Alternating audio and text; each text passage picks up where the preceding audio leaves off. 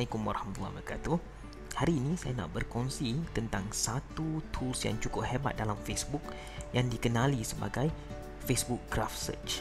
Facebook Graph Search membolehkan kita mengenal pasti audiens kita, juga membolehkan kita mengenal pasti pesaing kita, dan ia juga membenarkan kita untuk melakukan proses job recruitment. Antara carian yang boleh kita lakukan menggunakan Facebook Graph Search adalah people who work at company blah blah, people who work at company who went to blah blah blah, friend of friends, page like dan sebagainya.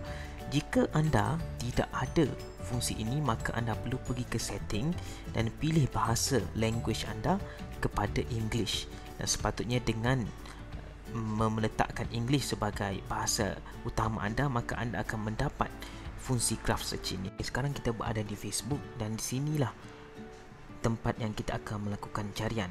Ada 3 fungsi yang saya sebutkan tadi. Yang pertama adalah Audience Insight. Jadi katakanlah saya pemilik kepada Petronas ini, maka saya ingin melihat audiens saya. Apa yang saya boleh buat adalah saya boleh cari page people who like Petronas brand.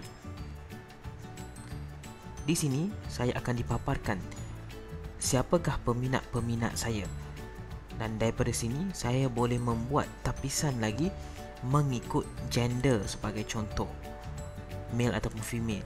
Dan jika saya ingin lebih power, saya ingin cari lagi siapa peminat tegar Petronas ini di Kota Baru, apa yang saya perlu buat adalah men who like Petronas brand and live in Kota Baru. Dan di sini saya dapat mengenal pasti peminat saya yang berasal daripada Kota Baru. Jadi ini sangat sesuai untuk local business yang ingin membuat promosi yang bersifat lokal ataupun very targeted marketing. Fungsi yang kedua saya sebutkan tadi adalah competitor analysis. Katakanlah Petronas mempunyai saingan dan saingan Petronas adalah Shell sebagai contoh, maka apa yang kita boleh buat adalah kita boleh survey audience Shell, people who like Shell. Okay, macam biasa kita boleh buat tapisan juga and live in Kota Baru. Okay, di sini saya juga dapat melihat mereka yang meminati Shell dan tinggal di Kota Baru. Jika saya ingin pergi dengan lebih dalam, saya boleh tengok apakah kegemaran lain mereka. Contohnya saya cari pages like by people who like Shell. Jadi di sini saya dapat tahu page-page lain yang disukai oleh peminat-peminat Shell.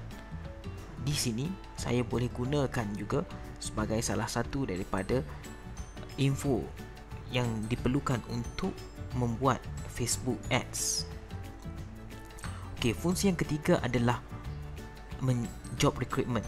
So, katakanlah ada orang datang minta kerja dengan kita, maka kita boleh hanya perlu hanya perlu Facebook search mereka untuk tengok profile dan aktiviti mereka. Sebagai contoh, katakanlah saya cari Ahmad, maka saya dapat tengok Ahmad mana yang datang minta kerja dengan saya, maka saya boleh sepintas lalu melihat profil dan juga aktiviti yang mereka lakukan. Dan ini baru 3 fungsi, dan jika anda inginkan lagi fungsi-fungsi lain dan teknik-teknik Facebook marketing yang lain, jangan lupa pergi ke www.oneyousof.com. Wallahu alam.